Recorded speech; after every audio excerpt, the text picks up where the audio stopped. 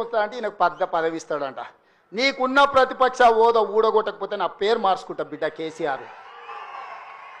2023లో నిన్ను ఓడగొట్టిన, 2024లో నీకు గుండు సున్నా ఇచ్చిన, సర్పంచ్ ఎలక్షన్లో పాతరేసిన, మున్సిపల్ ఎన్నికల్లో ఉప్పు పాతరేసిన, జూబ్లీ హిల్స్ కంటోన్మెంట్లో నీకు గోరి కట్టిన, వచ్చేసారి ఆ గోరి మీద మా కాంగ్రెస్ పార్టీ కార్యకర్తలు జెండా ఎగరేస్తారు.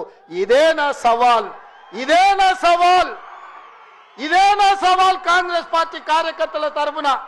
చూసుకుందాం కేసీఆర్, నువ్వు నేను వచ్చే ఎన్నికల్లో నువ్వా నేనా, ప్రజా పాలన పాపాల భైరవుడా, మా కాంగ్రెస్ పార్టీ కార్యకర్తల లక్షలాది మంది 10 ఏళ్ళు కేసులు కట్టుకొని జైలుకు పోయి ప్రాణాలు వదిలి ఊపిరి బిగబట్టి జెండా మోసి అధికారంలోకి వస్తే పాపాల భైరవుడు రావాలి, ప్రజా పాలన పోవాలి అని మాట్లాడడానికి నీకు సిగ్గెట్లొచ్చిందని నేను అడుగుతున్నా మనిషిని.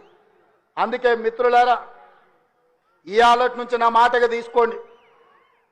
ఎన్నికలు ఎన్నడొచ్చినా ఎప్పుడొచ్చినా ఒక్క మాట రాసి పెట్టుకోండి చరిత్రలో. కేసీఆర్ గారు జగిత్యాలలో నిన్ను పాతరేసి 100 మీటర్ల లోతు గోతి తీసి పాతి పెట్టే కార్యక్రమం మా కాంగ్రెస్ పార్టీ జగిత్యాల కార్యకర్తలు తీసుకుంటారు.